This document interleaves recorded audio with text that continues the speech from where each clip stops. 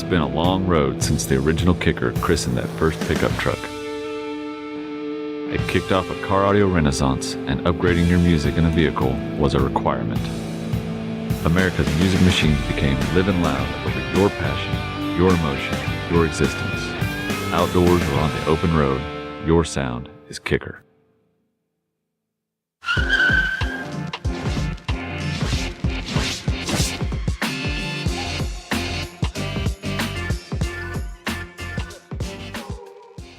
Hey guys, Cruz Pedregon here, coming to you from our race shop in Brownsburg, Indiana. I want to say thank you for checking out the Kicker UnMasked show. From speakers to their headphones, I've always been a huge fan of Kicker Audio because they like to live loud, just like our Nitro Funny Car. I'm very proud to be part of the family.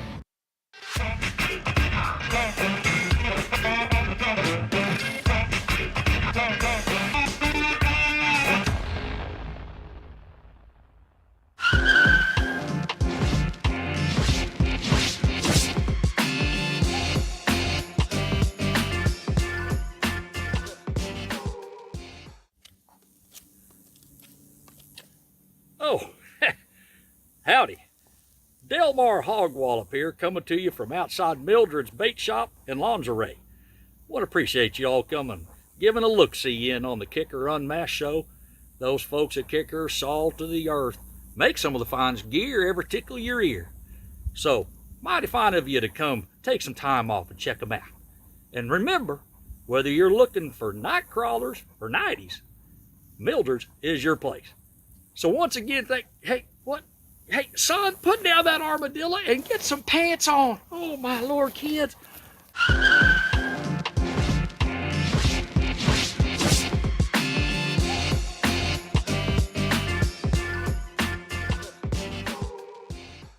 Music is my passion, my livelihood, and it's in my DNA. My pals at Kicker Marine Audio gave me a chance to take the music, what I love and listen to, at home, on stage, and in the car, onto the water. Hi, this is Jason Bonham, and I want to say a big thank you to my friends at Kicker Audio for inspiring the songs and the stories behind the music that inspires America. Go overboard! This is your time.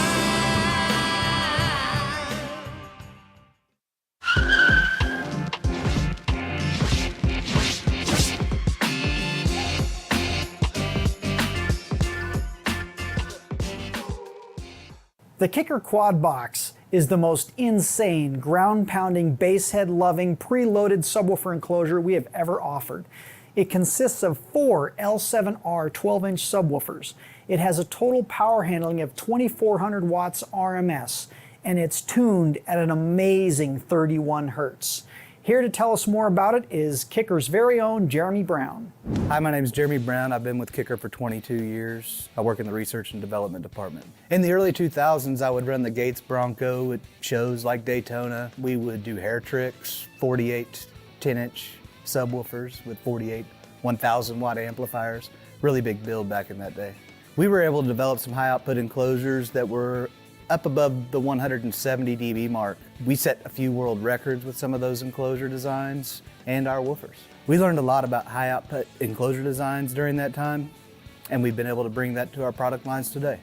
Within the last year, we introduced a new subwoofer enclosure with 4 L7R 12s that we call the Quad Box. Our Quad Box is built out of 3/4 inch birch. It's got a 1.5 inch baffle and a 1.5 inch bottom. We also use window frame bracing along with corner bracing to make the enclosure more rigid. We use a flared port to reduce port noise and increase port surface area. This type of vent design helps maximize output. We use the L7R 12-inch subwoofers because this allows you to use one KXA 2400.1 amplifier, and you still get big bass with fewer upgrades to your charging system. The Kicker Quad Box is the bass head starter kit, and if you're worried, it plays way below 40 hertz.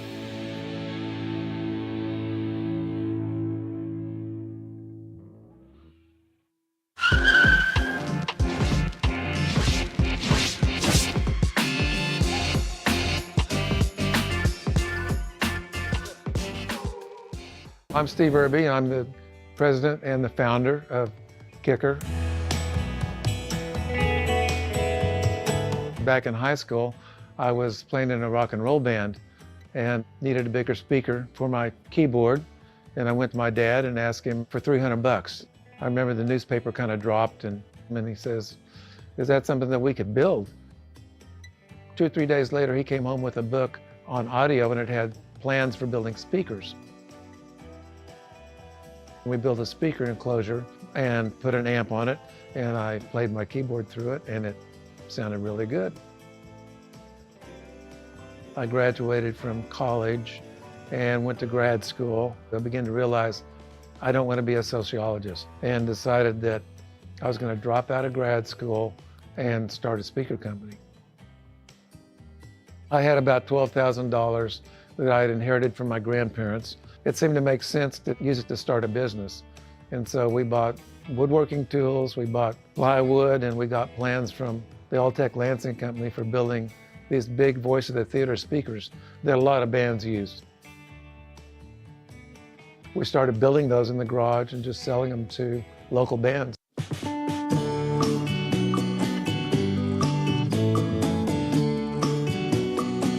In 1980, a friend of mine contacted me and said that he had started a music store in Canton, Oklahoma, and there was a lot of guys that drove pickup trucks. I designed a speaker that fit just in the little wedge shape behind a seat in a single cab pickup truck, and sent it over to him.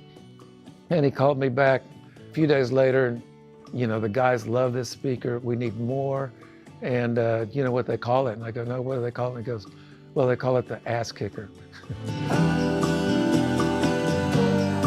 Back in the early 2000s, we got involved primarily in motocross. We were looking for ways to market our product. We began using the tagline, living loud, and so motocross went right along with that. Arena cross was a natural fit for us, wanting to live loud with motorcycles and the people that enjoy watching that type of events. We're very excited to be involved with Arena Cross and where it's going today.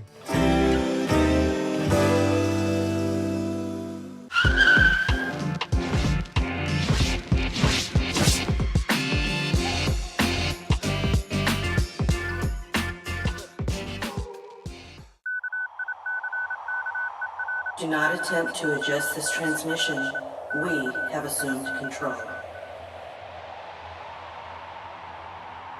The year is 1980. Music fights for its very survival in an acoustically desolate wasteland man calls automobile. Enter Steve Irby, a man whose love of music helped end this scourge forever and forge a path for modern car audio to follow. A humble musician with a passion for quality sound, Mr. Irby is a man who feels it is his destiny to provide a sanctuary for mobile audio. Welcome. Join us this evening as we venture back to the very night a young Steve Irby gains his inspiration to create the legacy we know today as Kicker Performance Audio. Though he does not realize it now, by this time tomorrow, Mr. Irby will have completed blueprints for the original Kicker and champion the war against mobile audio inequality. Tonight, Mr. Irby's prayers will be answered as he begins his quest into the Q Zone.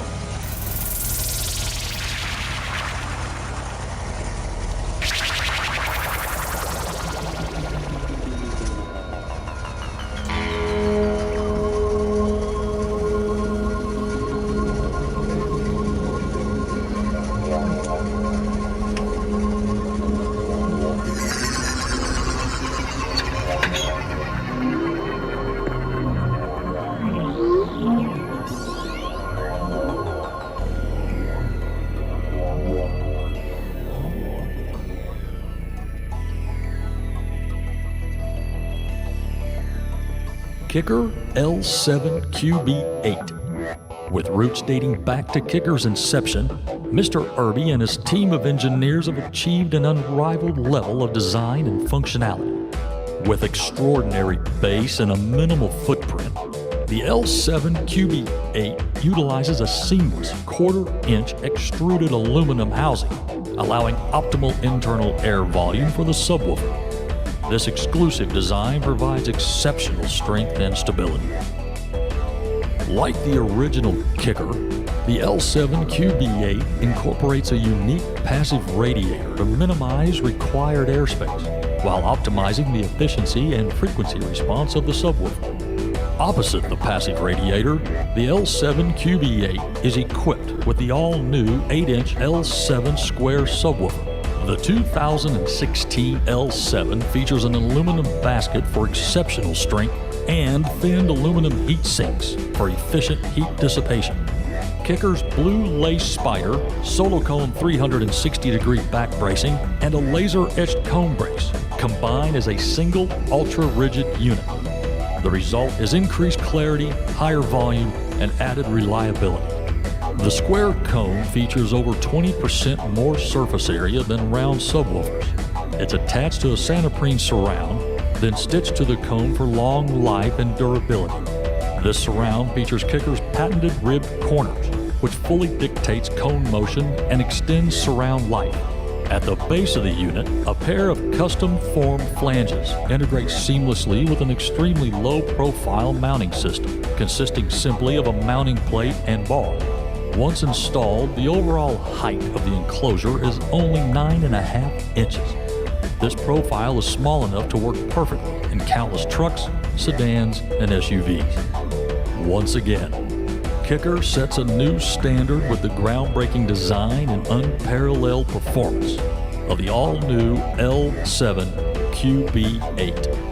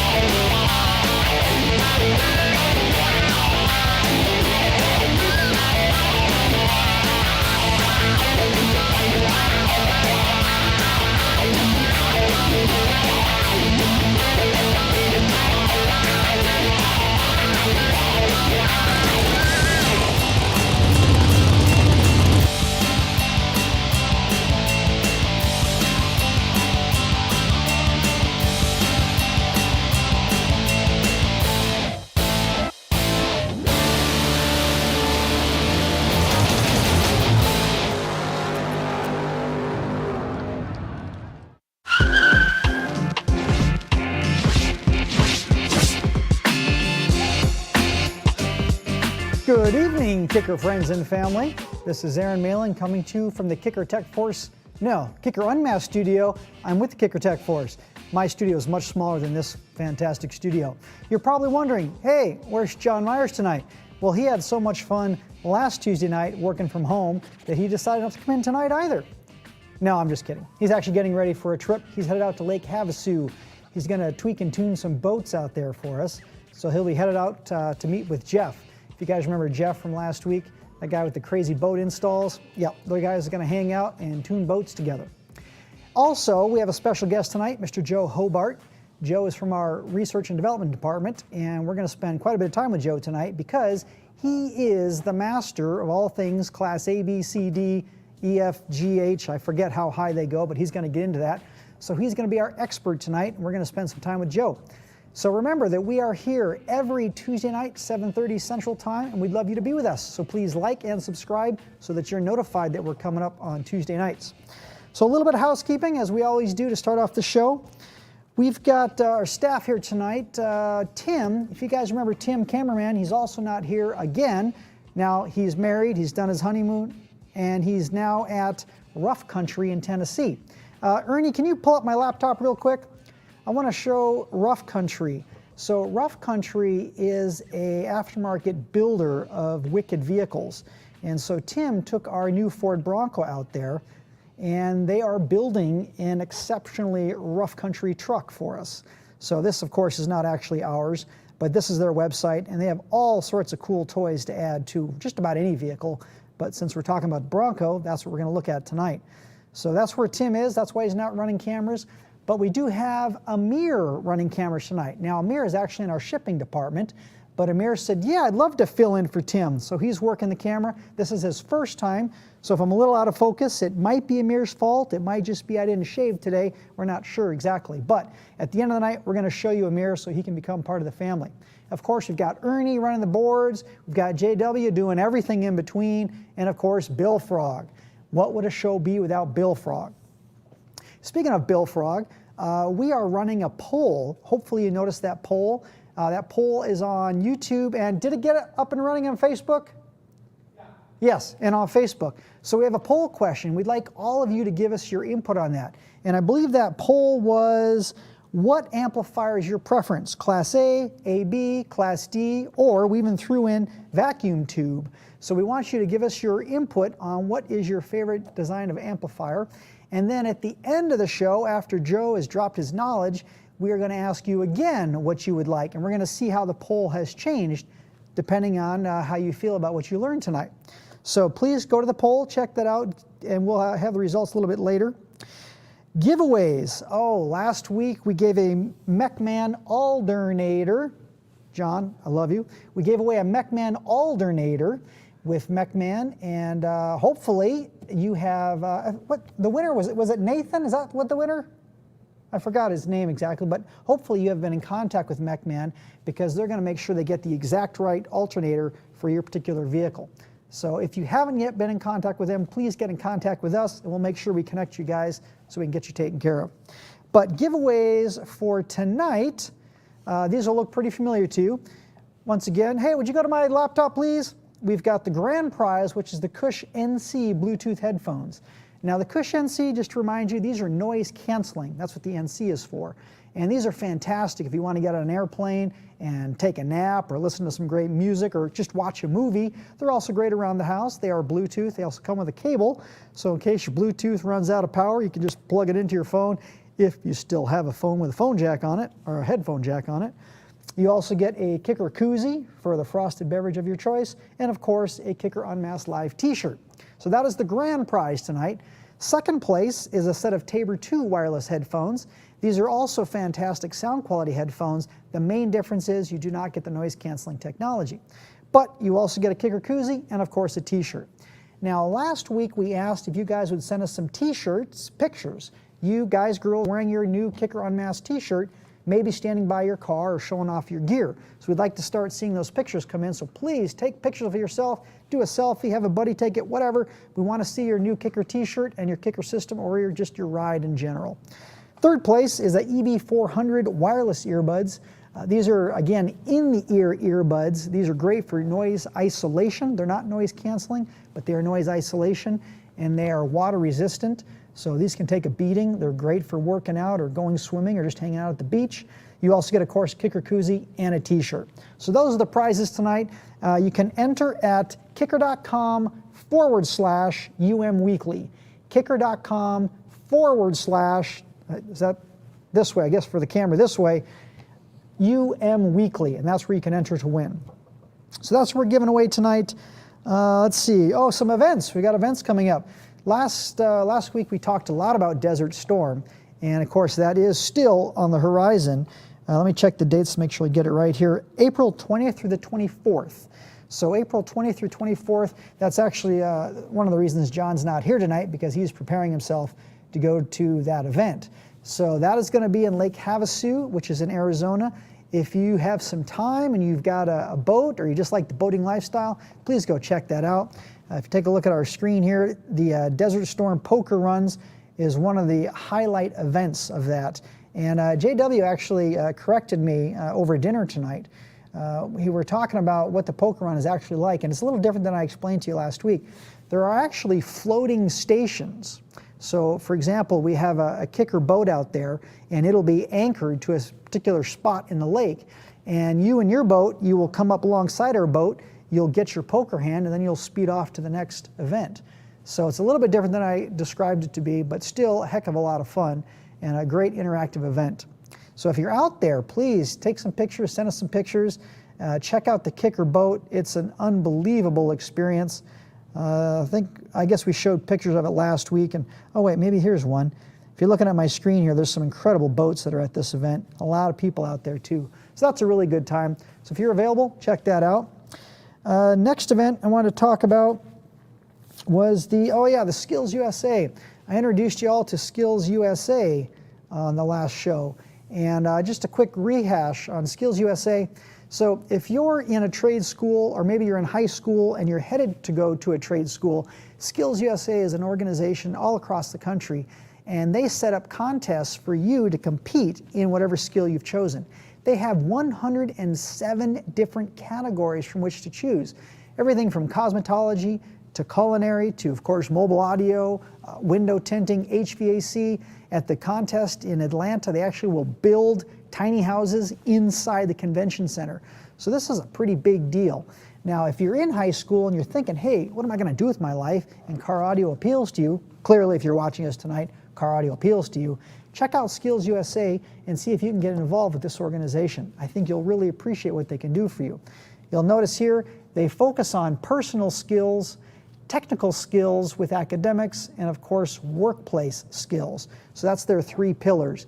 And these are 3 key categories, 3 key areas to make you a successful professional in whatever it is that you choose in life. So please check out Skills USA. In 2 Mondays, the whole Tech Force team here in Stillwater, we're going over to Tulsa, Oklahoma. It's about an hour and 20-minute drive, and we're going to go to the statewide contest just to get a feel for it. Because in June, Ken Bundy and I, we're going to go to Atlanta, Georgia to check out the national finals. There'll be over 6,000 contestants in this 107 categories. And Ken and I are actually going to be judging the car audio portion of this with Chris Jackson. So that's going to be a great time. If you're in the area, see if I got the dates here. In June, I don't think I have the dates here yet, but we'll get back to you with the dates. If you're in the area in June, it's towards the middle of June, please come over to Atlanta and check out the Skills USA. It's free to the public. You can just walk around and get a feel for what they do. Next up, we have, let's go over to our Kicker Facebook page. We've got more events. Of course, that's tonight's event. We've got a beatdown in Benton. So this is Benton, Tennessee. This is a Bass Wars event. Of course, our friend Billy Temple's putting this on.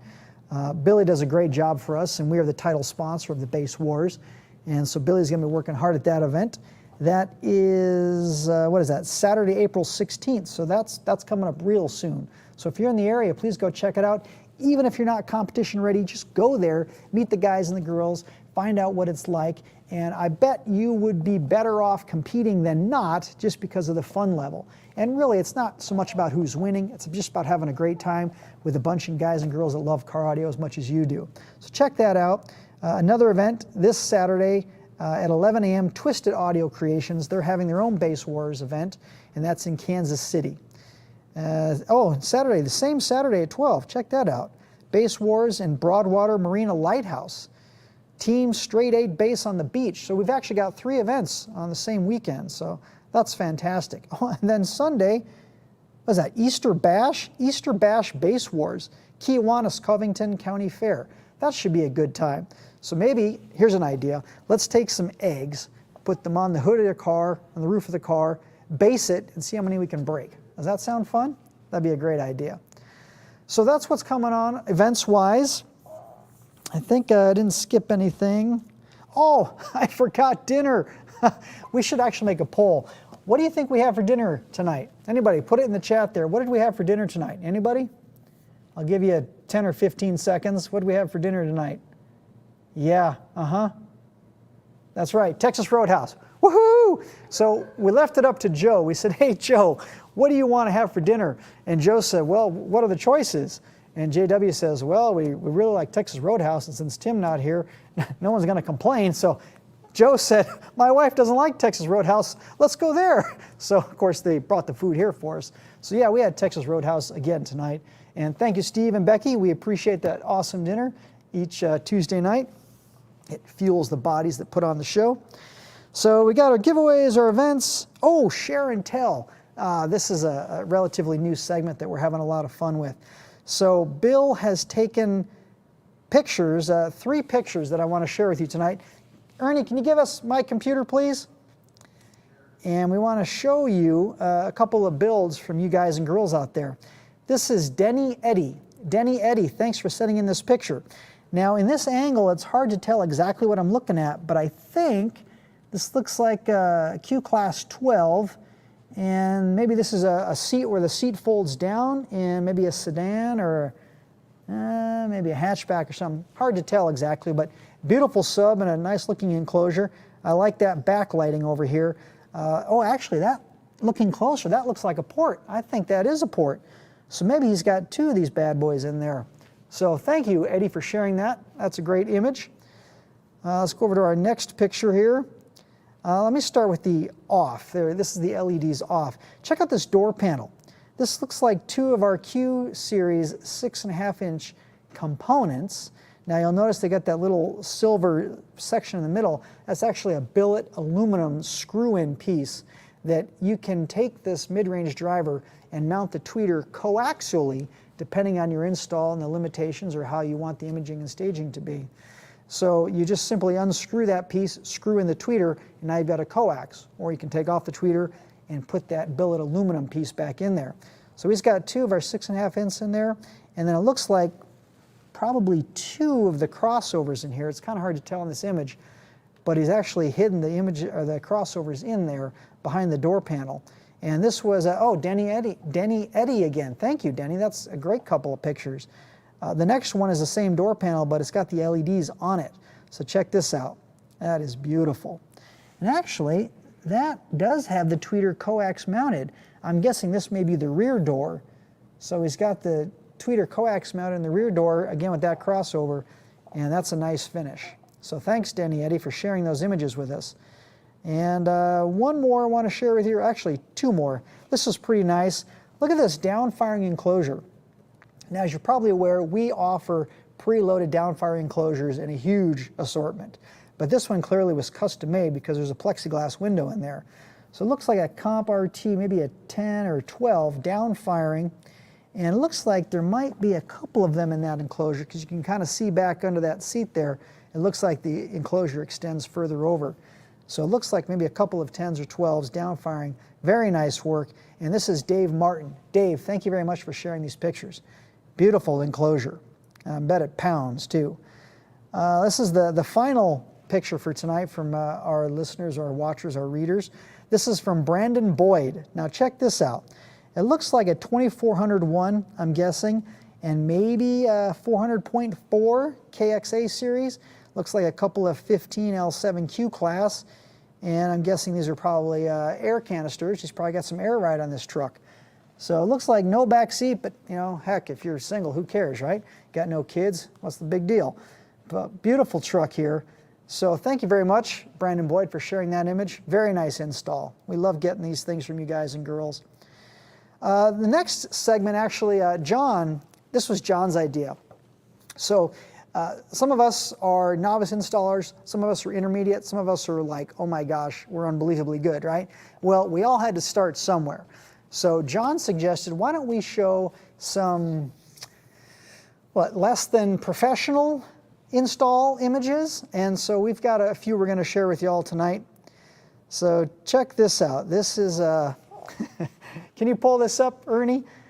I don't really have a name for it, but it looks like we've got some hose clamps used to tie together some maybe ground wire. I mean, it's black. I'm hoping it's ground. Probably not power wire, but it looks like they took two pieces of wire, butted them together, and then just clamped them. So, there you go. We don't recommend this technique. And if this is you, please, keep it to yourself. We don't want to shame anybody because we all started somewhere, right? And you got to do what you got to do, but please don't burn your stuff down. So that's the first, please don't do this at home. The next is, here we go. There we go. So this is a homemade fuse. So you see there, we've got what appears to be a red power wire going out to blue power wire. So it's probably a Kicker power wire. And it looks like maybe an 0 gauge going into maybe a 4 gauge. Not really sure, maybe an 8 gauge. But the actual fuse is simply a piece of wire with some, maybe some heat shrink on it or just the jacket. And then wrapped around the two terminals. So that is not a proper fuse. Okay, maybe it's like a 500 amp fuse, or maybe it's 1,000 amp, but you don't really know because you can't really test it or rate it. So please don't do that at home. And the third one sort of takes this to the extreme. Wait till you see this. So this, I think it was JW who said, this is just in case you got 6 friends that want to light cigarettes simultaneously. Now, I guess you could do that, but we don't recommend this particular method of fusing or distribution either. So again, if this is you, we're not trying to make fun of you. We're just showing these are things that you really don't want to be doing in your system because they're just not safe. So thank you, John Myers. It was a great idea to share these images with people. And we're going to move on. Tech support questions. So again, we started a few weeks ago bringing in some of the tech support questions that our guys get up in tech support. And they could be phone calls or emails. And so Jacob Lucky selected 3 of these for us. And I'm actually, because John's at home preparing for his trip, I do want to call John because John has such a vast knowledge with a lot of tech support. The guy is constantly troubleshooting stuff over the phone. It's just amazing. He'll be eating lunch with one hand, tech support in the other hand, and next thing you know, the burger's gone, and he's almost done fixing the guy's problem on the phone. Pretty amazing guy. So, John, if you're there, we're going to bring you into the studio, and I'm going to ask you some tech support questions. Okay, so John is packing his luggage apparently, so he's not ready for us. So we'll come back to John, but I'll just read one of these. So the first one we have is, I've recently been considering switching my L7s to an inverted mount rather than the traditional mount that they're currently sitting in. If Kicker has any idea whether this is a good idea or not, I'd love to hear it. So basically what he's talking about is, oh, we got John? Okay. Hey, John, thanks for coming in. I figured you're probably shadow above my head there? No, it's a stream of light. It's the wisdom being plucked into your brain. So John, I wanted to bring you into the show tonight because I know you're going to be traveling this week, but we wanted to spend a few minutes with you, and we've got these tech support questions. And I just read the first one. It's about taking L7s that are mounted inside the enclosure with the cone facing out. And the guy's asking, can I take those 2 woofers and fire them into the enclosure and have the baskets on display? What are your thoughts on that, John? Well, there's actually several reasons why you might want to do that. One, obviously, if the box is too shallow, you don't have a shallow mount woofer. But when you do that, you actually get a couple advantages. First of all, you no longer have the cone and the magnet taking up airspace in the enclosure, so the enclosure volume actually increases. You actually get a little bit deeper, smoother bass response. And not only that, obviously now, if you're one of these guys that really drives around just hammering really hard, for hours on end. Now the magnet's exposed, and that's the cooling for the speaker, so it's going to allow that speaker to cool just a little bit better, rather than being completely sealed within a sealed enclosure. Sure. Now, there is a minor disadvantage, and that is that the backside of the speaker is generally a little noisier. It's got a little bit more mechanical noise. There's a lot of sharp edges, and the speaker moving a lot, it may actually have some mechanical noise that you might hear. But we're talking bass, and you're going to have it loud anyway. You're probably not going to hear it anyway. So power to you. So it's not the audiophile's choice, but it's actually a practical choice. And it looks pretty cool. Now, the other thing you've got to think of is, in the past, all our speakers had a soft gasket on the front. Well, it's now a hard gasket. It's not really, perfectly flat. So you want to seal that face of that speaker to the enclosure. And I would recommend probably going to, your local hardware store and getting some foam like you'd use for, sealing your air conditioning, around the window, and put that around. Do not use silicone. Don't use putty.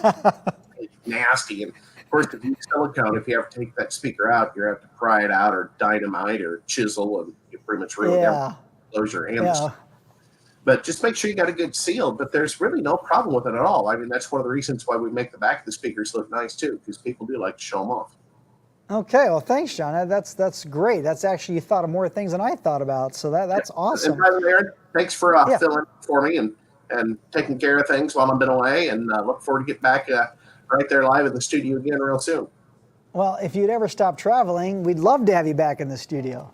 It's my job. And you're good at it. Sure, if you remember. Well, it's funny that Jeff in Havasu called Tracy and begged to have you come out there to work on his boat with him and do some tweaking and tuning on other boats too. So I mean, what an honor to have between Jeff and Dan Murphy and Riverdale. All great guys. Really looking forward to getting back out there. And when I come back, I'll have some really cool video pictures for all you guys so you can see what we do out there, because this really is a very unique, kind of marine audio type scenario. But it's a lot of fun. And, if any of you guys have a chance to make it out that way, it's definitely worth going to see. Speaking of marine audio, last week we were talking about free air subwoofers. And Jeff likes to build enclosures, wicket enclosures, beneath the floorboards of the boat.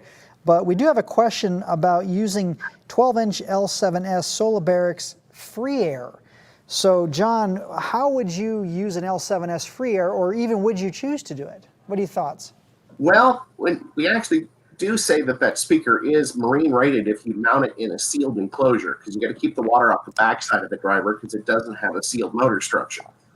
So anytime you use any speaker, free air, infinite baffle is the technical term. Free air is something we kind of, trademarked many, many years ago, I think about 1986. You really sacrifice performance and output of the driver. You no longer have the enclosure to control the movement of the cone. Therefore, you're relying almost solely on the mechanical suspension, and with some help from the, electronic control, like a subsonic filter or something of that nature. So you can do it. They actually sound very good free air, but the disadvantage in a boat, if you don't have the back of that speaker protected from water, you could be looking at troubles down the line. But the front of the speaker is completely, marine rated. I mean, it's cast in a basket, it's polypropylene cone, Santoprene surround. So as long as it's sealed on the front side, the front of that speaker is going to be, basically certified to operate in a boat. Just if you're use it in the infinite baffle application, make sure you use a very good, steep, like a 24 dB per octave roll-off subsonic filter. And what that really is, it's a high-pass filter at a low frequency to block those really deep frequencies out. Because every time you cut the frequency in half, you go to the next octave lower, you're asking that driver to move 4 times farther. So you have to control it electronically, because you don't have the enclosure to do that. So as long as you're careful and just listen for any weird noise, the speaker will let you know when it's stressing out a little bit. It's going to bark a little bit. It'll pop a little bit. So if you hear that, it's time to turn up that frequency on that, subsonic filter, or turn it down a little bit. I know that's the harder of the two to do. Yeah, John, one thing I would add to what you just said is I would actually use less power as well. Because, like as you mentioned, there's no pressure inside the enclosure to help the suspension of the woofer control the movement. If you reduce the power, then you'd also have less of that overexcursion possibility. So yes, we don't have your name here, but the answer is yes, you can, but make sure you follow John's advice when you do that. And so John, thank you very much. That's all the time we have for that segment. And thanks again for suggesting some of these great segments. I mean, you've been a great addition to the show and adding a lot of fun elements to it. So have a good trip, and we'll see you when you get back. Sorry I'm not there with you now. Oh man, you've got your plate full, so just go take care of yourself and have a great trip. I look forward to being back in the studio real soon. You guys take care, have a good show, and I think I'm going to continue bopping in and out watching you as I'm packing and getting ready. All right, good night, John. We'll see you. Take care, guys. See that? Even when John's not working, he can't help but work. That's just John. I've worked with John for 15 years, and the guy does not have an off switch, which is a blessing and a curse all at the same time. So thank you, John, for sharing some time with us. And thanks to your wife, too. I'm sure she's like, come on, John, come on. We're going to have some fun. So anyhow, let's move on. We are now going to bring in our very special guest. So as I said, Joe Hobart, he's actually in the green room. He was just finishing up his massage, and he's got cucumbers on his eyes. So he's, Joe, you ready, Joe? Okay, Joe's coming out of the green room. Come on in here, Joe. How you doing? This is Mr. Joe Hobart, dear friend of mine. And Joe is the Director of Electrical Engineering here at Kicker. And Joe has been with us, what is it, 16 years? 16 years now, 16 yep. years? But how many years in car audio? Since 1990. However many that is, a lot. All of them. All my life, pretty much, since I could, even before I could drive. Yeah. So. Well, so before we jump into the topic tonight, I want you to have a little understanding of Joe, because Joe is, I'm going to embarrass you for just a minute. Joe walks into a room, and he's probably the smartest guy in the room in most cases, because the guy is a wealth of knowledge. And it's not just amplifiers, but speakers, crossovers, all things audio. And in fact, Joe has fixed my car, nothing to do with car audio, a few times. He's actually come out and helped my wife fix a flat in the past. So there's nothing that Joe cannot do. And thanks to his lovely wife for loaning Joe to us tonight, because he wasn't supposed to be here, but he's here right now. So thank you very much for that. So tell us, Joe, how did you get to Kicker? Well, I worked for a company called Soundgate back in the day. So if people that aren't familiar with that particular company, we were one of the early interfacing companies, like a PAC or a Maestro or that. We were some of the first ones that started the OnStar interfaces, CD changer interfaces, aux-ins, at one point iPod interfaces. So when you first had the old white iPods with the lovely big dial and the 4 buttons above it. 30-pin connectors. 30-pin connectors, yes. We were making interfaces so your car would think that was a CD changer. Then moved into like satellite radio interfaces for Sirius XM. Sure. Along that path. A week after I got married, the lovely wife you mentioned, work told us we were bought by Stillwater Designs. And that's how we ended up down here. You packed up, moved down here. Packed up and moved to Oklahoma. Yep. Well, this is actually a really important point, because Soundgate and you guys were doing audio integration before it was even a thing. Like before it was a category, you guys were doing Before it was a big category, yeah. I mean, Soundgate started because Crutchfield realized a long time ago that they were getting a lot of radios back because they weren't working correctly in the cars. So some of our first interfaces were like floating ground adapters, which nobody probably knows what that is anymore. High to lows, all that type of stuff to make radios work. And then of course it grew from there to all the other stuff that we were making at that time. Yeah. Yeah, all the way back from the guy that started Soundgate, Rob Putnam, was actually the guy that started Crutchfield's database on what fits in what car. Wow. So that Crutchfield database dates all the way back to Soundgate's founder, and he was in the cars measuring the speakers, doing all that stuff. So all that data and that platform came from basically the beginning of Soundgate. I have used the Crutchfield database hundreds of times. So thank you, Rob Putman. Thank you, Crutchfield. It's a great database. So Stillwater Designs acquired Soundgate, brought basically everybody here, right? Rob, his wife, you, 90%, 80-90% of us, yeah. So almost everybody came down here. Yep. So you moved from beautiful Montana, mountains, snow. Well, Wyoming, but yeah, mountains, snow, all 4 seasons, blue water, yeah. Down here to Oklahoma, and it's hot all the time, all year, and Yeah, the humidity is what got me though. I don't miss the winters anymore at all. Like Montana last night got to like 16 inches of snow. gosh. It was 80 here today. I'm not bothered by that one bit. Been a great place to live and work. Did take a little bit getting used to the red water. Not so sure about the lakes and rivers here yet.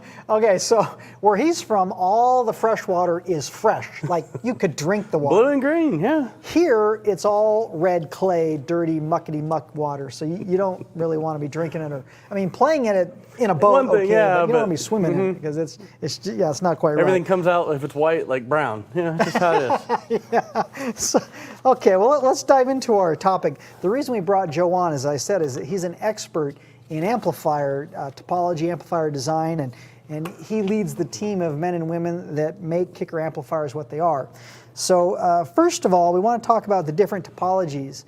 Joe, do you want to start with 2 amplifiers? Kind of talk about? Yeah, I think we'll start with tube.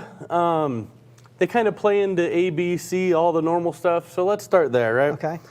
Some of your most original amplifiers, way back in the days, were tubes. Tube amplifiers kind of created the basis for what ended up being then A amplifiers, as they took the same technology and just replaced the vacuum tube, which was in mobile applications unstable. Yeah, bad idea. With a solid state part. But the theory is the same. Then they moved into AB and B, which nobody talks about, but B was next actually. Yeah. Has its own problems, and then into AB. And that's kind of a whole group of amplifiers. They're all similar in design, using different output devices to get there. So let's kind of talk about A first, right? Okay.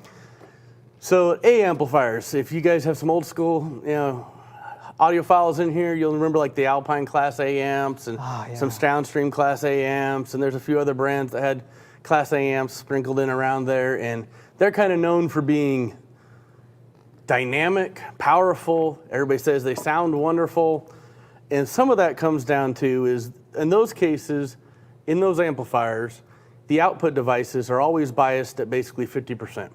And so you're only using one output device to drive your outputs. The advantage to that is the device is always at 50. It goes high and low, but there's no switching. You're never switching from device 1 to device 2, as we'll talk about later. So it's linear, it's always the same, distortion's very low, great sounding amplifier. Real quick, so it's kind of like if you're on your lawnmower and you've got a riding mower and you've got the pedal to the floor the whole time. It's wide open all the time. All the time. Okay. All the time. It consumes a lot of electrical, a lot of current. A lot of from the car. energy, a lot of heat. A lot of heat. Maybe 50%, 55% efficient at best. And like nowadays, if the amp gets to 90 degrees C, we're like, oh my God, it's hot. Yeah. If you go back and play with an A amplifier, like 90 degrees is like operating temperature, and like 130 is hot. Like they cook eggs. Yeah, okay. But they have their advantages, and just like that, they have their disadvantages. The biggest one is current draw in a car, right? Sure, sure. So that was a problem. So Okay. everybody's like, okay, how can we make this better? Well, then they made B amplifiers, which nobody really talks about a lot, but we'll talk about them really quickly. And what that was, they took one device, lightly biased it, took another device, lightly biased it negatively, and then switched between the two. They never really caught on. Why? Because during the switching area, they were completely uncontrolled and they sounded terrible. Okay. But they were more efficient. Like they were really efficient, but they sounded terrible, right? So they made a bunch of them. They never really kind of sold. Nobody went for them, and they kind of died. So in car audio, you could actually buy a Class You B? can yeah, there's one or two brands in car audio Yeah. that made Class B for like a year or two, and they just Okay. died. None of the brands exist anymore. Okay, so they never got popular. You won't even you go on the old school forums, nobody will talk about them because they were considered terrible. Okay, Right? Because they okay. sounded terrible. So the next thing came around was AB, and that is a mixture of both B designs, obviously, and A design. So like B, you have two output devices. It can be a BJT, a FET, whatever, bipolar transformer. There's a bunch of ways to do it. And they both are biased, but during the switching, there's a feedback circuit. So they can stay controlled during the switching and have a nice clean switch from the positive to negative rail. I think we have a drawing here of a simple AB amplifier output stage. As you'll notice, there's one, take your choice, FET, BJT, transistor, depending on what power you're making, pulled to a high rail, another one pulled to either ground or a negative rail, which we'll talk about later, a signal coming in, and your output. And by doing that, that makes you an AB amplifier. If you wanted to look at an A amp, you'd literally just take that bottom piece that says ML there and delete it. And then bias your top FET to 50%, and that would be your A amp. Now, when you're saying biasing, you're talking about the transistor is on. There's current flowing through it. Yeah, so you have to make a FET switch, you have to apply current to it, right, to make it switch. And the first thing you have to understand about BJTs and FETs and stuff, it's not just on-off, not like a relay, right? Sure. Relay, you hit voltage to it, it's either on or it's either off. In this case, it can be a little on, a lot on, all the way on. And so the amount of current going into it and the amount of biasing you apply to it defines that switching signal, basically. Okay, now there's a great question just popped up. Oh, can you put that question back up? It was about the Warhorse, and you were here when the Warhorse was being developed. They want to know, what class was the Warhorse? Unicorn, that's a good way to put it. So, it had Class D outputs, but well, it's not even actually not really true. It used a toroid inductors. Flat-wound? The toroid flat-wound inductors is what it used to create the energy. What was unique, really unique, the toroids are expensive, and that was unique because it was a much more efficient way to store that kind of energy. Like a normal toroid, as an example, right? Like this here is like a 400 watt toroid. Like you can get 400 or 500 watts out of that.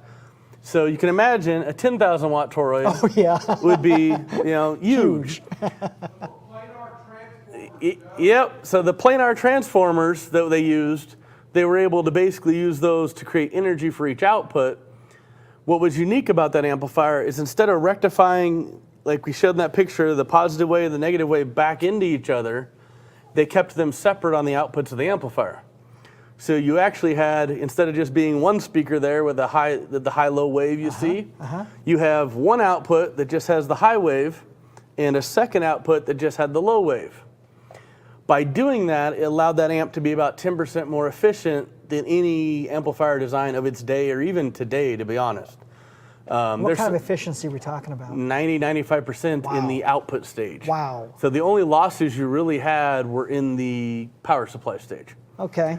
And the reason we did that was very specific. We knew most cars couldn't support that kind of current draw. Yeah. And most people couldn't come up with that type of power at that time. You didn't have a bunch of 500 amp alternators running around, and lithium stack batteries did not exist.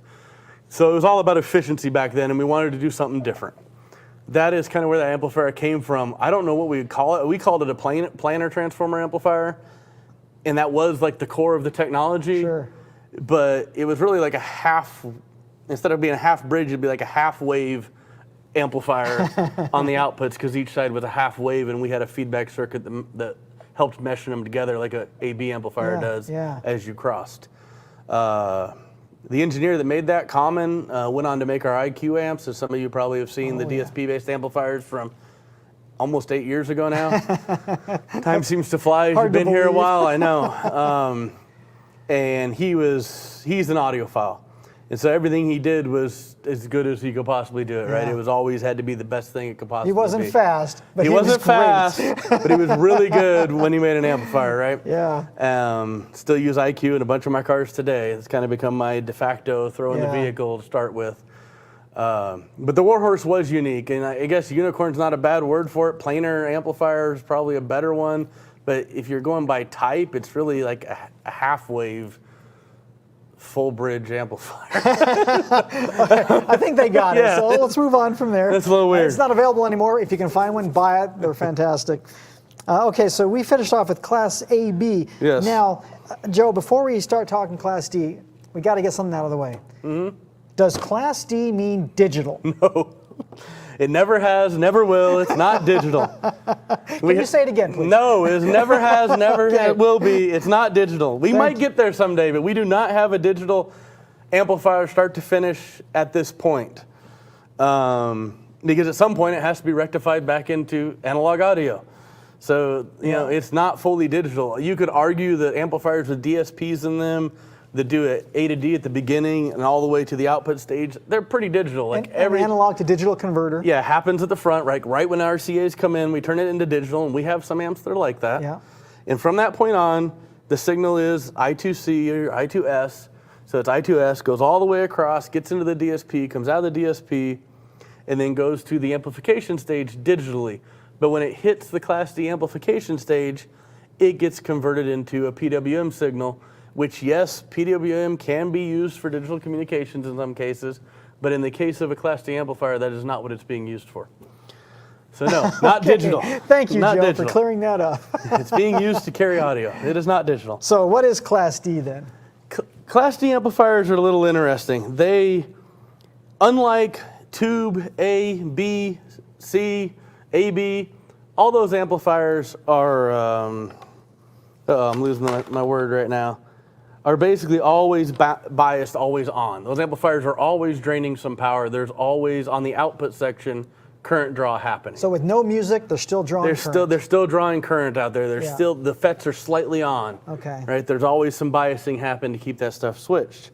And so you always have this current draw going on. With Class D, they use a PWM with a control signal and normally, well, either external or internal feedback loop to only turn the devices on when they're needed to be on. And that's how you get your efficiency out of a Class D amp. Okay. I don't want to dig too deep into the path of how that goes because there's a bunch of different Class D controllers. Yeah. There's a bunch of different ways to do it. But basically, you're taking a signal, you're turning it into either a square wave or a triangle wave, putting a feedback signal around the chip, and on the other side, that triangle wave comes out as a square wave, and then we rectify it back into an audio signal through basically a low-pass filter. Now, we always talk about square waves as bad. Yes. But you're saying square waves in the amplifier are good. In the amplifier, if it's on the Class D section, are good. You need to have the square wave correct to be able to get the audio out correctly. Okay. It's very important that that is timed correctly and perfect all the time. Your clock is perfect.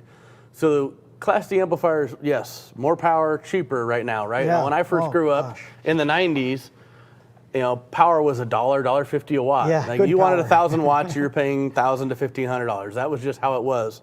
Class D has been the technology to just help us really push that down. Yeah. But it didn't start out that way. Sure. I don't know if you remember the first Class D amplifiers that were pretty much just sub-amps. They wouldn't play past like 500 hertz. You couldn't make a 4-range amplifier out of them. They would block FM stations, kill all AM stations normally, and they were efficient, but they weren't that efficient. And that was because the Class D chips at that time could only switch at like 500 kilohertz. And so your audio, well, in that case, 50 kilohertz, your audio is always a times 10 or times 100 below it, so that it would only play out to 500 or 5K. Now, what would happen if you didn't? If you didn't apply a low pass? So I had Infinity DPA 275 amplifier. I had 3 of those in my car. Yep. And they were full range Class D, but they sounded kind of like glass being broken by some fingernails. Yeah, and they, if I remember right, I remember seeing those amps, but I didn't personally ever play with one. If I remember right, they were the first ones to use like the next step of the switching frequency, which a lot of other people did, but never called them full range because they weren't really, like they started to roll off at like 5K. Yeah. Like they would play out there, but you're down 6, 8, 10 dB. Yeah. They weren't really flat. So high frequencies is a challenge for the Class D. Yeah, for the Class at that time. High frequency was a very big challenge for Class D at that day. And then the next step came, and all of a sudden you could have full range Class D, but it still messed with some FM stations, like the higher bands. Sure. And then we got to the next step where we got to like 500 kilohertz, and like we're far enough out of the band that we were starting to not to mess with stuff. And that's kind of the time, like 99, 2000. When a lot of companies started realizing, oh, we can't just take out the AM stations and FM stations. We need to figure out how to fix that. Yes. And so there's a couple things in these amplifiers that we can show you. We'll kind of go through the design stage and then why we do some of the things that we do. We'll start with an AB amplifier here. Okay, so this is a KMA 360.4. Yeah, so this is an AB 65x4 at 4 ohms.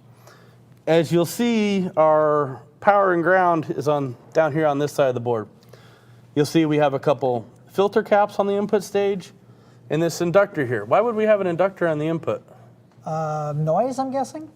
Yes, radiated noise. So what this stops is radiated noise from coming back out the power wire and radiating noise throughout the car. And so to pass stuff like FCC, CTIC, some of the radiated noise testing across the world, this is required. This is something you won't see in a lot of amplifiers that aren't sold internationally, or companies that don't like really worry Follow about the rules. Yeah. And so this you'll see on almost all of our amplifiers. There's some of them that we don't put it in, but in general, like because they don't need it, the layout is so good that there's no radiated noise. But in most of them, this is a safety to make sure you pass the testing. Sure. Of course, you come into the power supply caps. This power supply here is a push-pull, so it's a split rail. So you have a high rail of like 36 volts and a low rail of negative 36 volts. Now let's talk about voltage real quick, because a car is 14.4 volts. So how are you getting 36 volts in here? Well, that's basically what this nice little toroid does here. So you use power supply FETs to switch energy into the toroid. The toroid then stores the energy for you and then releases it in a pulse. Okay. By controlling the switching frequency and the amount of windings and the type of core that you have, you then can change how much voltage comes out the other side. So as an example, if this was 36 volts positive negative right now, if we pulled one winding off each side and put it back in, it might be 32 volts. Okay. And so that's how you can like bring an amplifier power up and down. The problem is you'll get desaturation at some point. So it's not like you can just go buy an amplifier, rewind this toroid, right? Yeah. You'll have two problems. One, this will saturate, and two, the FETs are matched in an amplifier for the type of voltage rails they work on. Okay, so if you want higher power, more windings, and more FETs. Or bigger power FETs, right? Okay. So if this is, say these are 60 volt FETs and we're running 55 volt rails because you need some headroom. Sure. If you want to be reliable. Yes, reliable. Reliable is big. So there's always going to be headroom between our FETs and our power supply rails. You need that. So to make it more powerful, you could change these FETs out for like a bigger 100 volt FET and then rewind this for everything. But then you're starting to be limited by other parts on the board that are designed. So everything has a filter circuit designed with it, a drive circuit designed with it. All of it is optimized to make this power supply make as much power as it can cleanly. Yeah, cleanly. And I say cleanly because of the radiated noise thing. That's the first one. The second thing is if you have too much spiking on your power supply, you will see it on your FETs. And if your spiking goes over your RDS or your power of your FETs, what they can take, say they're 60 volt FETs, that's max, right? And you're only sitting at 55 volts, but every time it switches on, there's always a little spike. No matter how good a design you do, there's always gonna be some spiking. Well, when you really put it under a load and put a big draw on this amplifier, that spiking gets worse. Okay. If that spiking breaks 60 volts, depending on how bad and how long, a thing will happen that's called avalanche breakdown. Oh, that sounds bad. It is bad. I'm a snowboarder, that's very avalanche bad. breakdown is very bad. If you hit avalanche breakdown, that is when your amplifier goes, lets out the magic smoke. Okay. The magic smoke comes out of your amplifier. And it might not happen today, it might not happen tomorrow, but sooner or later it will happen. Eventually. And there are some designs out there that are on the ragged edge, and that happens to you. Like, it was great for 3 weeks or 3 months, and then it died, right? Well, let's come back to that in just a minute. Yep. Hold on a second, Joe. We've got some questions from the audience. We want to take some questions. So take a break for a second. Let's see what we got. Are all Class D amps mono amps? No. This is the Key 204, our little 4-channel amplifier. This is also a Class D amplifier. As you can see, similar power, 65 watts by 4, 55 watts at 4. Much different size form factor, right? So not all multi-channel amps are AB amplifiers. Our CXA line and our KMA line have an AB amplifier for the 4-channel, for the entry-level 4-channel. When you get into the higher power amplifiers, they change to Class D. Okay. It just doesn't make sense. Sure. You get surfboards and get hot. Yes, yes. Current draw. Yeah, current draw becomes a problem, so we switch away from that. Great question. Thank you, Marcus. Another question. Can you elaborate on why there is such a discrepancy between CEA compliance specifications and some manufacturers' specifications, like signal to noise? Okay. Here goes Joe. Joe, you're on the CEA board, I'm on right? the CEA board for this part, so I'm a little biased here, but let me try to state this in the right way. If you don't have a testing method you are testing to, i.e. CEA, Take your choice. There's other stuff, IEEEA. There's stuff out there. You then create your own testing method. When you create your own testing method, you can choose to have any reference you want. So i.e., signal noise is one you asked about. For CEA, it's all done at 1 watt, 4 ohms. That's how they do it. So if you set up your $25,000 to $50,000 AP machine and hug everything in and run the SNR test over and over and over, I can do it 1,000 times on my amplifier. It'll always return the same SNR number within plus or minus 1 or dB either way, pretty much. It doesn't change. Yep. It never changes. So it's a very reliable, repeatable test. It's also a very real test for especially full-range amplifiers. As I won't get into how music is recorded, but when you get into the higher frequencies, you are down 10, 20, 30 dB at 20K in the curve that music is recorded in. So even if you have this 50 watt or 100 watt amplifier, most of your listening will be done between 1 and 10 watts when you're playing music. Okay, hold on a second. So you're saying this 360 watt amplifier, I'm really getting maybe 30 watts out of it. If you're running at full range, say you got 80 hertz high pass turned on and you're running it to your mids, most of the time, if you looked at average energy, yes, you're gonna be getting 30, 20, 10 watts. And that's the funny thing. So like if you hook up a sub amp and a mid amp and put a current clamp on them and play some popular music, you'll see the 100 watt sub amp draws 25 amps, but the 100 watt 4-channel draws 4 or 5 amps. And it's because of the way music is recorded and the way we hear it. So yes, you're not, it's a little weird with mid-range amps because you're not really using all the power all the time. And if you are, you're usually destroying tweeters because that's how that works. Never. Okay, well, great question. Thank you, Mark. Let's do one more question and we'll jump back into the amp design. These are great questions, having a great time with these. So Larry, what would be the difference, if any, from using the Key LOC and regular amplifiers versus using just the Kicker Key amplifiers? This is the perfect guy to answer this question. Yeah, these are my babies. So, but coming from the integration side, these are the things that I'm really excited about and that we work hard on. The key lock, and in this case, I would assume you're using a Key 204 and a Key 501. That's for example, right? Sure. So what a key lock will do is it will take your factory signal out of your head unit, remove any time delay, remove any all-pass filters, and flatten the signal as much as humanly possible. So you have a nice clean signal to work with. The Key sub-amp, the Key 501, will do that same thing minus time delay, just the EQ part for the sub-band. Now the oddity in all this is the Key 204 because we're trying to give you a complete listening experience with the 204. Yes.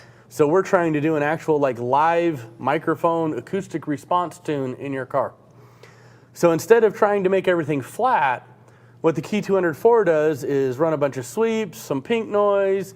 It looks at time delay from left to right, adjusts your time delay to try to move your image to the center, looks at frequency response. If you're running bi-amp, it'll look at the mid bass in the door and run from 50 hertz up to like 500 hertz and look at your response and try to flatten it. And then it'll do the same thing going down for the tweeter. Then we'll try to bring them back together by summing them back together and bringing the crossovers between. We use 24 dB Butterworth so they line up right. Or Lincoln Riley, sorry, so they line up right. And then we put that back out. But that's all done with a microphone acoustically. So we don't really care what the electronic signal is in that case. We are just doing it, we're doing it in the final realm, which of course is the acoustic realm. So to add to what Joe just said, you could actually use a Key LOC before your Key 200.4 and after your factory installed radio. So the Key LOC would do all of its magic and then give a clean, pure signal into the 200.4, and then the 200.4 could equalize the cabin, the speakers, for that environment, putting that all together. So you could use them in tandem. Yeah, you could. I forgot the poll. Sorry, Joe, I got to jump on you again. The poll, thank you, Amir, for writing that out there. Can you pull up the poll information that we started with? This is the first time we've done a poll, and I've already screwed it up, so let's see what the answers look like. So again, that poll was on Facebook and on YouTube, and the question was, somewhere on here, what do you prefer, Class A, Class AB, Class D, vacuum tube, or don't care. So where do we have poll results that you can show me? Am I looking in the right place? Maybe I'm not looking in the right place. Okay, so when you figure out the poll, kick it up there. But until we get to the poll, let's go back to the amplifier. Okay. You were talking about the power supply and how do we get 36 volts? You're talking about the rails, right? Yeah, the rails, right. So why do you need these rails? Well, if we just took 14 volts and ground, about the most power you can get at 4 ohms is 17.5 watts. So all those head units that say they're 50 watts, 60 watts, whatever, they're 17.5 watts, right? That is the real power they make at 1% back to the CEA testing method. Sure. To get away from that, to make more power, you have to have a power supply. And you need to boost the rail. You need to get higher voltage somehow. So we make higher voltage, right? Power supply, that's what it does. It makes bigger voltage rails, whether it's just a high voltage rail or a split voltage rail, doesn't really matter, makes higher voltage. Okay. From that point, that'll feed that into the output section. And in this case, this is an AB amplifier. Okay. So these are using, I believe, BJT outputs. We have 4 per channel, and that gets your power out. And in this case, this amplifier is a half-bridge amplifier. And what half-bridge means is you're driving one of the speaker outputs, the positive or the negative, and the other one is referenced to ground as a return signal. A lot of amplifiers are half-bridge. A lot of amplifiers, like, say, this one, are full-bridge. There is, one's not better than the other as far as reliability, Okay. or that type of thing. The advantages of full bridges, they can be smaller, they can make more power. There are some designs out there that maybe are on the ragged edge, which why some people think that full bridge maybe is not reliable.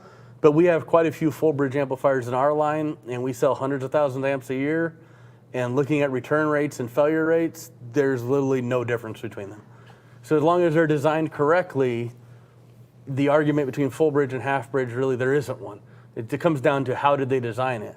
And they both have their advantages. Half bridge, cheaper. Bigger physically, Yeah. but less parts. Full bridge, more parts, costs a little more, smaller. Yeah. But either one of them works great and can be done very well to make a awesome sounding amp with lots of power. I remember a few years ago, a to be unnamed amplifier company said, hey, Kicker, we would like to build some amplifiers for you. And we said, hey, why don't you send us some samples and we'll see what you've got.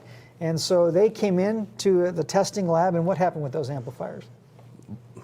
Blew up, all of them? They all blew up. They all blew up. We blow up a lot of amplifiers in our testing, like even a lot of our own, right, Sure. during development. Sure. Because we have a very stringent process that things have to pass. And so it is very normal and kind of a running joke in the lab who's going to blow up what today. That is mainly what we do in the lab, right? We verify all the test methods, we run them as hard as we possibly can.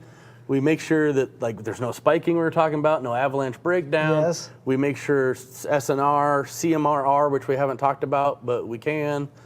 And all the critical specs, as I call them, are within Kicker standards and what they need to be for that amplifier line. During that process, yes, you're going to damage some stuff. It's just not possible not to until you get to that perfect design where everything's perfectly balanced out, Yeah. dialed in, and how we want it. Actually, this is another good point you bring up is we, as Kicker, we have to balance ultimate performance with ultimate reliability.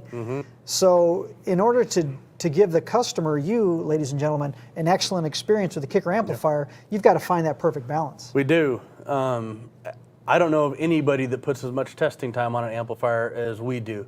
We go from the labs into what we call music test, which is maybe it's an install bay that's designed like a car, and we do real world testing there. Then we have actual rigs set up that duplicate a car, alternators, motors driving the alternators, so we can do it with a battery, long 17-foot runs of wire, so we can do start, stop, thermal time, all the things that we want to do to make sure that amplifier, after a couple hundred hours of testing time, is reliable before we go into production and put it on the field. Yeah. Right.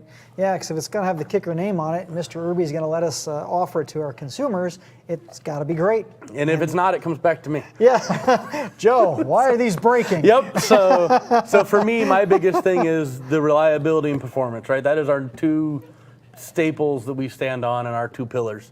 It has to be reliable, but yet still perform. Yeah. And sometimes we might give up cost. It might cost a little bit more to be reliable, or we might give up size because it needs to be a little bit bigger to be reliable and perform. But we try never to give up those two pillars, no matter what happens to it, and that's our core goal. Yeah, and we're never going to be the cheapest amplifier. No, and that's not our goal, is to be the cheapest. We want to be the best performance at the best reliability, which equals value. Yeah, the best value amplifier. That is what we're trying to do. And we have different lines that offer different value points. Yes. And you will find better things in those higher end amplifiers, right? Maybe more steep crossovers, better SNR, more expensive cosmetics possibly.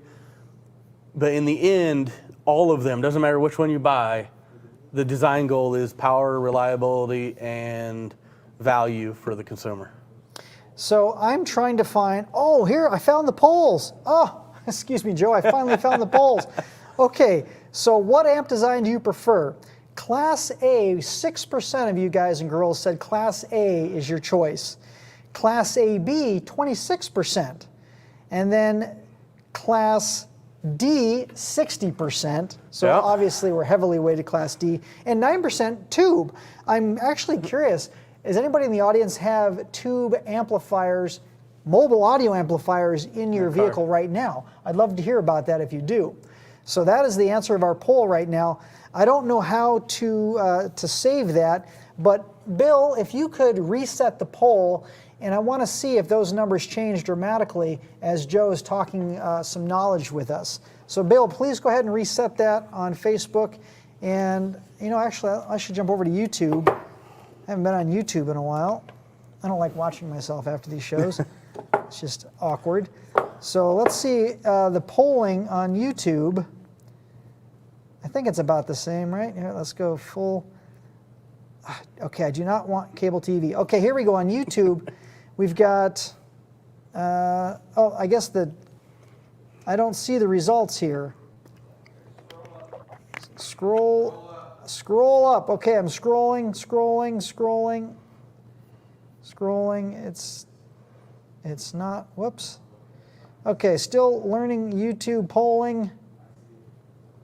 No, wow, this is just not. Okay, I'm in the comments. Thank you, Bill. Maybe you should come out here, Bill, and help me. Class D, 60%. Class AB, 32%.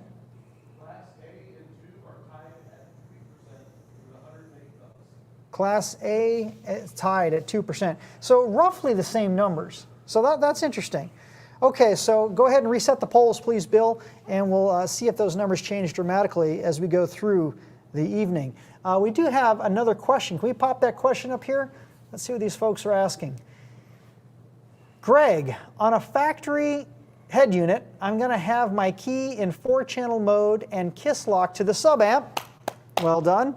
Should the LOC and amp's rear inputs both go to the rear output of the head unit? Depends on the vehicle. A lot of OEM vehicles, the rear door speakers are high passed at like 80 or 120 hertz. So if it was me, yes, you could hook up your 4-channel amp to all 4 inputs. That's fine because you're going to get what you're going to get. But your LOC should go to the front door speaker inputs. You'll give a better chance to get low bass that way.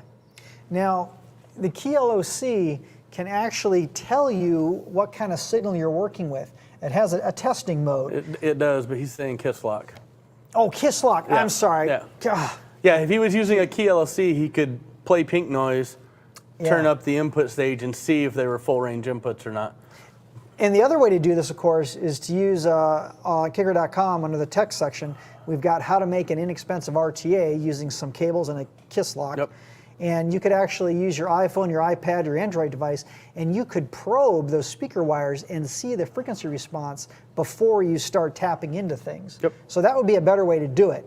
If you're not sure how to do that, again, go to Kicker.com under the tech section. We've got a white paper on how to build your own RTA for very little money, and you can even use a free RTA app on your device. Yeah. So that'll help you out. And he's already got a kiss lock, so that wouldn't be too hard to do. That would be very, very simple. Yep. So, okay, so Bill, I'm sorry. Bill's back there. Yeah, Bill's back there. Bill, stay back there, please. Joe, where did we leave off? So we kind of talked about the AB amplifier. We went through power supplies, outputs. The outputs of an AB amplifier, there's not much to talk about. Once you're there, they go out, right? That's it. So I pulled up the 4-channel amplifier that was Class D that we showed before. And once again, I kind of wanted to talk about what's here, right? In this case, smaller power supply. Obviously, it takes a lot less current. So you'll see, you remember the other one, how big it was? Much bigger. Much smaller power supply. This is a secondary power supply that runs the 5-volt and like 17-volt rails for the micro, because this is a smart product, so it's got logic in it. Okay, DSP based. Power supply caps. And then in this case, this is an amplifier IC, so this is a Class D chip amp in this case. So your Class D controller, which would normally be like an RS 2957, 2992. Blah, blah, blah. Yeah, it's the one that does all the switching stuff we talked about before. Okay. Is integrated into the FETs in this IC. And so you have the output FETs and the controller all mashed into one on this chip amp.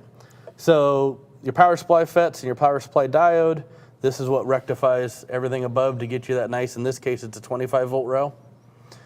And then you go back around to the top side, and these are your output filters that we were talking about. So Class D uses a low-pass filter, right? So that's a cap resistor and an inductor, which is what these are.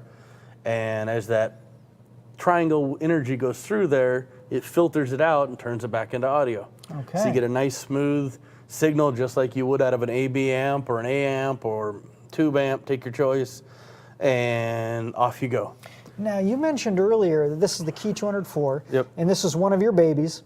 Now, we have 3 patents on this amplifier. This is really Fernando's baby. Or Fernando, sorry. But yeah, I'm sorry, Fernando. This is partially my baby, but it's really Fernando's baby. Fernando, okay, right? so Fernando. I mean, we talk about that, like, when it comes to amplifier design, I have a group of engineers that make me feel like I'm stupid sometimes when we start talking about stuff. So we didn't bring them on because we didn't want to go too deep into any of this, but yeah, they are the heart of what makes this stuff go. And in this case, this was Fernando's first project here with us. Fernando, by the way, Fernando's an amazing engineer. He came to us from Brazil, and the guy is full of energy. I saw him at a coffee shop a couple days ago, and he said, Aaron, this is much better than my cubicle.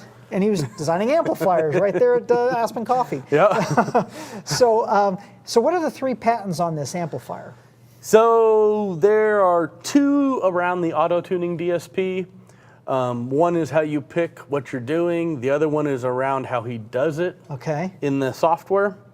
The algorithm? The algorithm itself. The 3rd patent is on this amplifier has a unique microcontrolled power supply that follows the output voltage as you go. So to make it more efficient, because this is kind of that amp that might not get a real power wire ran to it. Yes. Might get stuff behind the head unit. We made sure it was efficient as possible when it's not always being used at full output, because like we talked about before, most full range amplifiers are not always playing at full output. That's just how physics work. So in this case, he's got a power supply that adjusts from battery voltage up to the 25-volt rail and back down. And by looking at this signal coming into the DSP and some magic that he wrote, he knows what's coming from the signal, whether it's big, small, what he needs to do, and he can ramp up and down the power supply to follow it. Wow. This same type of technology is used in like some Class T or H type of designs where they have a rail following power supply. They normally do it on like a switching level, so like switch outputs from 30 volts to 60 volts to 80 volts. Okay. This one's continuous, and so that's what the last patent is on. Wow. Is that. Yeah. So that was pretty cool. He is very creative engineer. Yeah. Right? He's very, very good at figuring out problems and figuring out better ways to do it. Now, we haven't talked about start-stop car technology. Yep. How do we make this thing guaranteed to work in start-stop cars? So with start-stop vehicles, there's some things that happen during starting that most people don't understand or don't realize happen. The first is during cranking, when you turn that key or push that start button nowadays, when that starter kicks in, your starter draws like 200 to 400 amps of current. So what's that do to the battery? The alternator's not running yet, your battery collapses.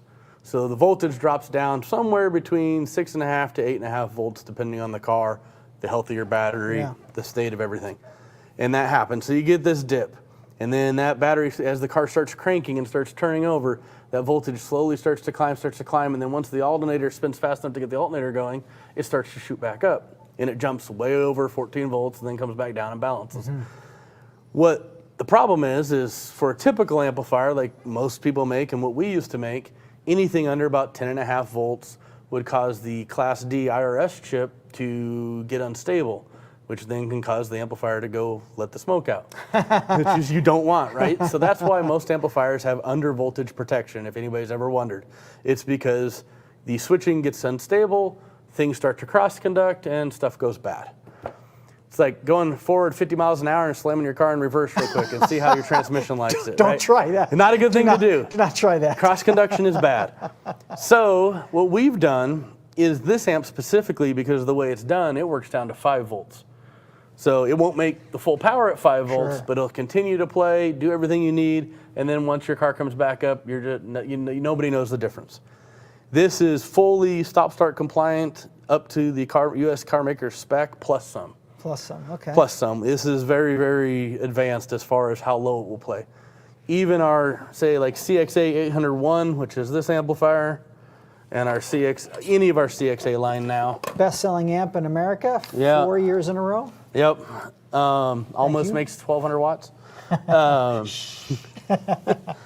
This amplifier is stable down to about 7 volts. Wow. So same thing, we get to about 8 volts or so. That 6 volt or 7 volt spike is so small that the caps in this amplifier have more than enough energy to store for that period of time. And this one has a shut off of, I believe, 8.5. Okay. And so because of the cap storage and the short period of time, these are what we call start-stop capable. Capable. Okay. And they all of our CXA amps are that way now at this point. And we haven't had anybody complain in any stop-start cars anymore that they shut off during start. And we used to have that complaint. Yeah, it was quite often that people, because you get into a new Ford truck, nobody realized it was even start-stop. Yeah. They put an amp in it, and their customer leaves, comes back 2 days later saying, every time I stop to a light, it shuts off, right? Well, it coincides with the starting of the stop-start. So that was a change that we made in these. And this is, just so you guys are aware, it's a small amplifier, makes about 1,000 watts, but this is a half-bridge design, even though it's this small. And how you can tell it's a half-bridge design, I don't know if you can see the speaker leads here on the end. Can you get a close-up on that? But if you take a meter and go to impedance or ohms on your meter, put 1 meter on, which is that ground? That's ground on the outside. Put 1 meter lead on ground, take the other meter and touch your positive and your negative outputs. If one of those outputs references ground or is like 1 ohm, 0 ohm, 2 ohms, that's a half bridge amplifier. If you had a full bridge amplifier, both of the leads would be like 10K, 20K, 1 meg. They'll have a bunch of resistance to ground because every channel is driven. And that's how you can tell if you don't know if you have an amplifier at home, whether it's a half bridge or full bridge design, you can do that simple test to find out. Now, I don't mean to spring this on you, but why would I care if it's half bridge or full bridge? Does it really matter? It doesn't really matter. Like I said, both designs can be really good. A lot of talk on forums nowadays, one's better than the other, one's worse than the other. But if you want to know, if you don't know what you have, that's the easy way to find out what design you have. So one of the most important questions, and thanks Amir for writing this on the board, I forgot to ask this, the most important question is there a sonic difference between A, B, D? If the designs are equal. Okay, that's a good qualifier. No. So if the designs of all three are equally good, you can't tell the difference. You can't tell the difference. We switch Class D amplifiers fast enough now that even if you want to do like the high-res argument and say they got to play out to 40 hertz, 40 kilohertz, there are Class D amplifiers that'll play all the way out to like 68, 70 kilohertz. So we're switching fast enough now that even if you're a real audiophile and like say that you're missing that sound that you can feel but not hear, the right Class D amplifier can do that for you now. You can also have Class D amplifiers with really high SNR, really signal to noise. really good signal to noise, really low THD. Distortion. That was kind of the old school, so I'm like kind of an old school amp guy. You'll find an old Macintosh with meters in my closet, some old Diamond D7 amp. You got amazing stuff in your closet. I've got a collection of old school amplifiers. PPI Art Series, there's all kinds of things in there. Power 6000, 600, Power 1000. All of those amplifiers, everybody talks about them as being like these sonically perfect things. Yes. When you get enough time to measure the both, Power always disappoints me in the old school stuff.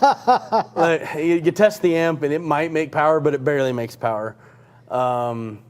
Signal noise is usually really good on those because they don't have a bunch of extra switching things, which is the one thing.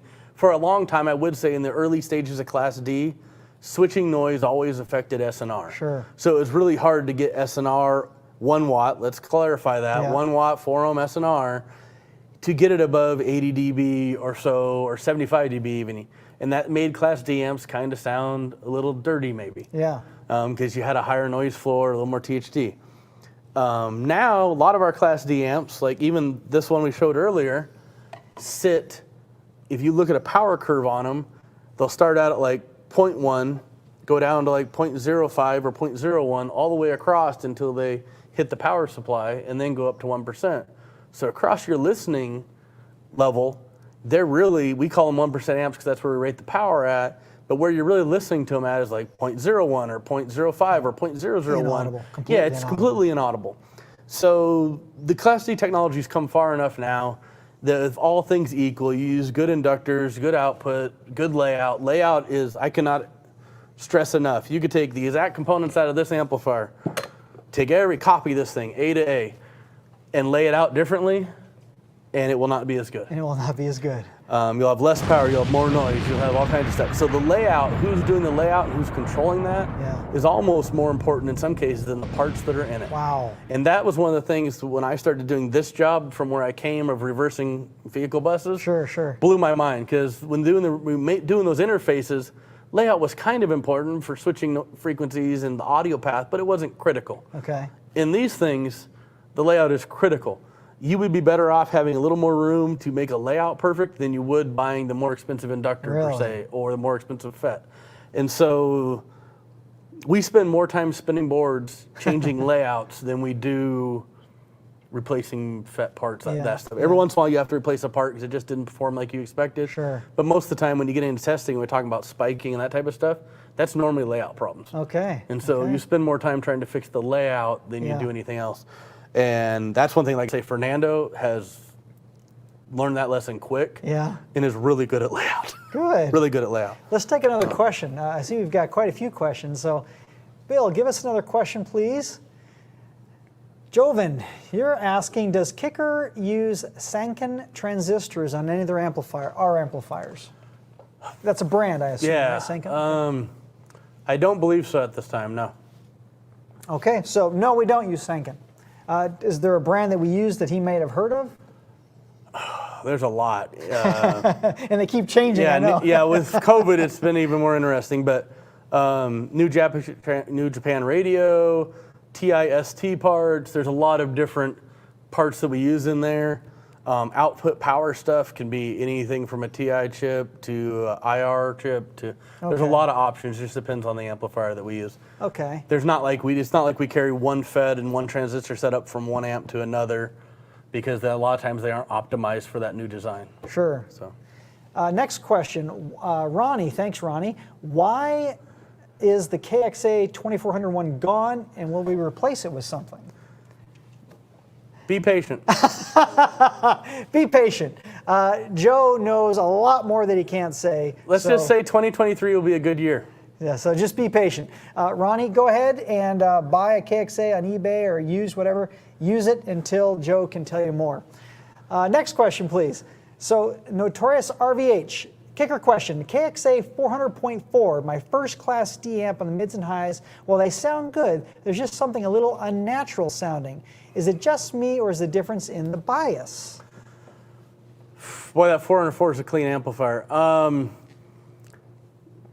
Sonically, there is nothing different. So it could be anything from the head unit you're using, the speakers, and the one thing that will fool people is if you take a new amplifier out and stick like an old AB amplifier in it. A lot of the old AB amplifiers were not completely flat 20 to 20K. Okay. Some of them ring at the top, and there's some Class D amplifiers that'll either ring at the top or go down at the top. but they can color the sound a little bit because of that. Like Punchy Q. From Yeah, Punch like 45. I mean, some of that stuff. And there's some stuff where like there's some amplifiers out there that literally have a boost in them at the end, low end that you can't defeat, or have a roll off that you can't defeat. Fake bass.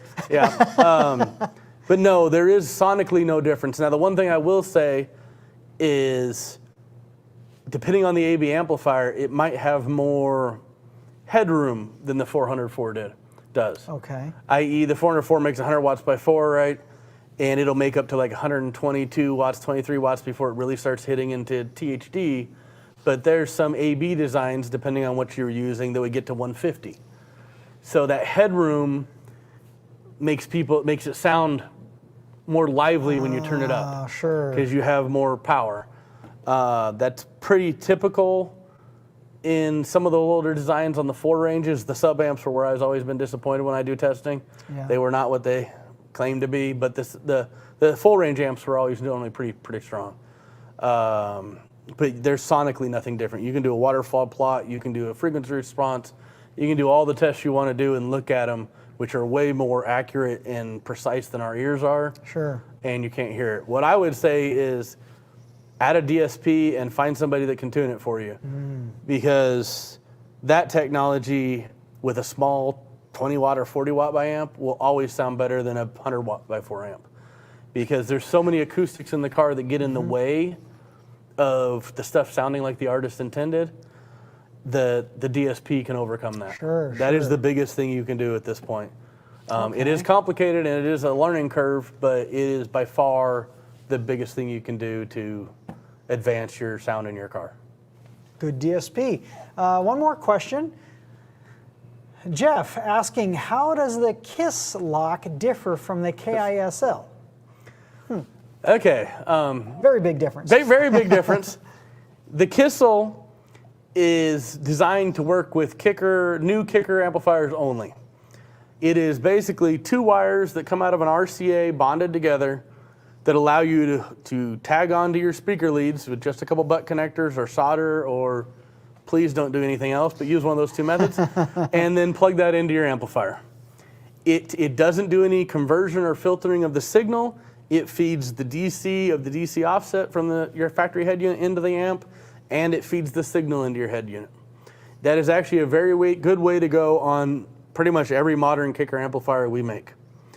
The KISS lock takes the speaker level, puts it through a filter, that's why it has a case on it, there's a PCB in there, that strips the DC off so you don't damage amplifiers that have single-ended inputs on the RCAs, and then filters the signal and lowers it by 1/4.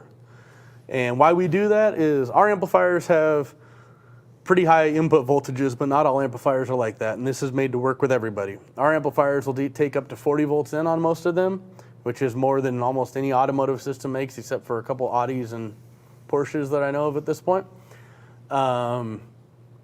And that will allow you to feed into an amplifier that, say, maybe has a 5 volt sensitivity input or a 2 volt sensitivity input, or God forbid it's still a 1 volt sensitivity input, but there's some of those out there. So that is the difference.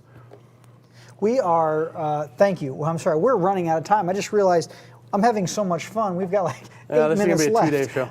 So, yes, thank you. So, audience, we're wondering, should we continue this conversation with Joe at a later date? It won't be next week, of course, but maybe next month sometime. Should we bring Joe back to talk more about amplifier design? Because I'm sure there's a lot more you could talk about. Yeah, different power supplies, what the rails do.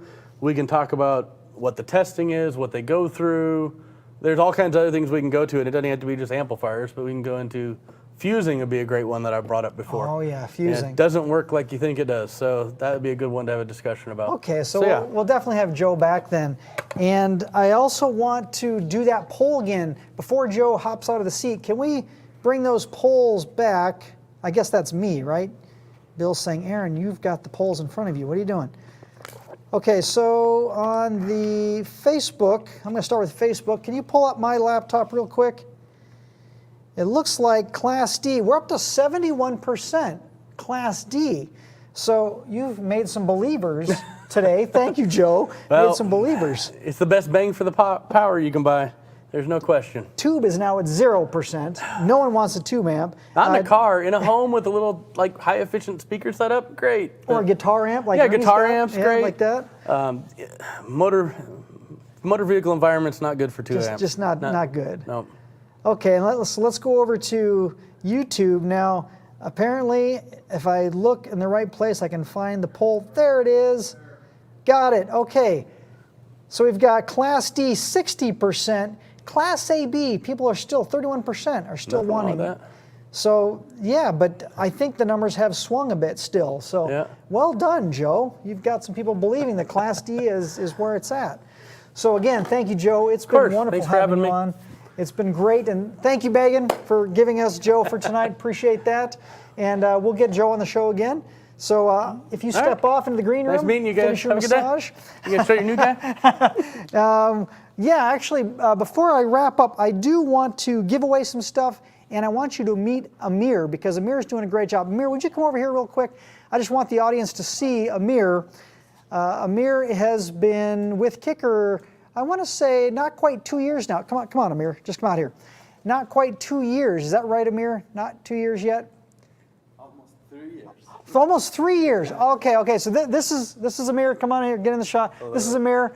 Amir, this is his first time working the cameras tonight. So welcome to the family. Yeah, it's been good to have you here. So much, I think we'll have you back. Yeah, and did you like dinner tonight? Yeah. Good dinner? Yeah, good dinner, and I'm excited to work with you Good. guys. Good. I'm happy right here. Now, we got to know, you've got a heavy accent. Where do you come from? Originally, I'm from Iran. Iran, okay. Yeah, but I live Stillwater. You love Stillwater. Yeah, All right. yeah. Well, thank you. I appreciate you coming out here. Get back to the camera, and we'll give away some stuff and then wrap up for tonight. So we've got some winners. Bill, can you tell us who is the first winner, third place tonight? Who's the third place winner? Number 3, Gilberto V from California. Gilberto V, California, you are winner number 3. So you get the EB400 in-ear, a koozie, and a t-shirt. Now, we would like you to send us a picture of you wearing that cool t-shirt, and maybe your EB400s, and maybe your Kicker car, or whatever car you've got. Please send us a picture. Second place winner, Bill, who is our second place winner? Second place is Brian B. from Georgia. Brian B. from Georgia, you're a second place winner. You get the Tabor 2 headphones, the over-the-head headphones. You get a Kicker koozie and a t-shirt as well. Again, please take a picture of yourself wearing that t-shirt and send it to us. Winner number 1, who is our first grand prize winner? Grand prize, Jason P. from Minnesota. Jason P. Woohoo! You're the grand prize winner. You get the Cush NC noise-canceling headphones, a koozie, and a t-shirt. Thank you all for being here tonight. Please hit the like button. Please subscribe. And hopefully next week we'll see John Myers if he's back from his his work trip. We would love to see you guys and girls again. Thanks for hanging out with us tonight, and good night.